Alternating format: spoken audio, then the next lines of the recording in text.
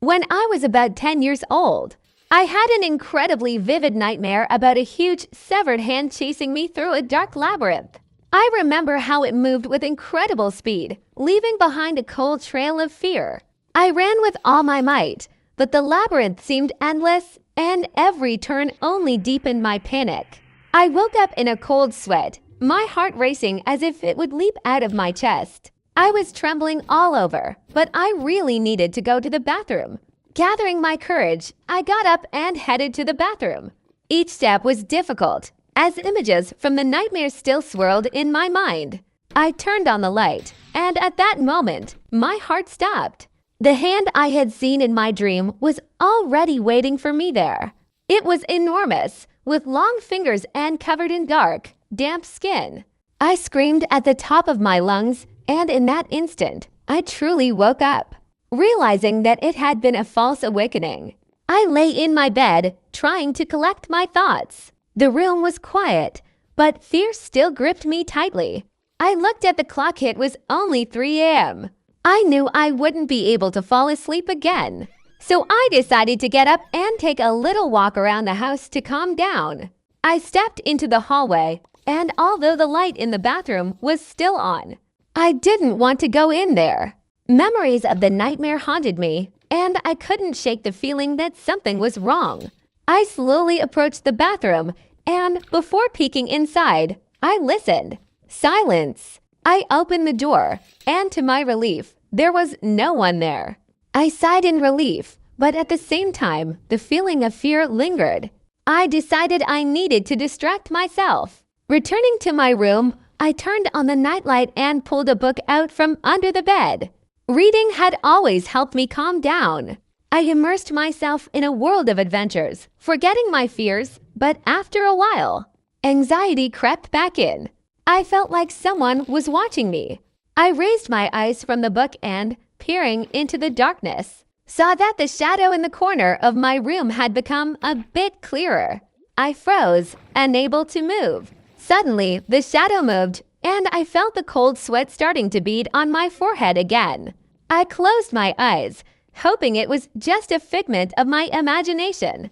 But when I opened them again, the shadow was closer.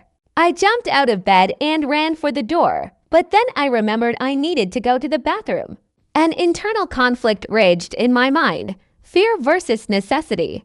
I gathered my courage and, steeling myself, headed to the bathroom. When I entered, the light blinded me again. I quickly glanced in the mirror, expecting to see something horrifying. But my reflection was normal. I shook my head, trying to rid myself of the growing fear. I finished my business, and as I was about to leave, I suddenly heard a sound that resembled rustling. I froze, listening intently. It sounded like something was brushing against the floor.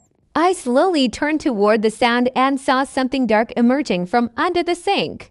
It wasn't a hand, but something else, something stranger. I felt my blood run cold. It was an old, ragged doll that seemed to have been discarded and forgotten. It stared at me with empty eyes, and I couldn't look away. I remembered that I had a similar doll when I was younger, and I always found it creepy. Unable to contain my fear, I closed the bathroom door and ran back to my room. I locked the door and sat on the bed, trying to calm down. I picked up the book again, but the words on the pages no longer made sense. I couldn't concentrate. Thoughts were racing in my head, and fear wouldn't leave me. Suddenly, I heard someone knocking at the door. I froze, unable to utter a word. The knocking repeated, and this time I recognized my mom's voice. She was asking if I was okay. I replied that everything was fine, but honestly, I was scared. I didn't want her to know about my fears, but at the same time, I needed someone to be there. She opened the door and walked into the room. I felt a little better when I saw her. She sat down next to me and started asking about how I was feeling. I told her about the nightmare, how I saw the hand, and how I felt terrified when I saw the doll in the bathroom. She listened to me attentively, and I felt the fear beginning to fade. My mom hugged me and said that everything would be okay. She suggested we read together, and we started reading the book I had left on the table. Gradually, I calmed down and the fear began to dissipate. Mom stayed with me until I fell asleep and I felt safe. The next morning, I woke up feeling relieved. The nightmare was behind me and I was ready to start a new day. I got out of bed and went to the kitchen, where my mom was already making breakfast. I told her that I had a terrible dream, but now I felt better. She smiled and said that such dreams happen to everyone and that it's perfectly normal. At breakfast, we talked about how important it is to share our fears and worries. I realized that I wasn't alone in my feelings and that I could always turn to her for support.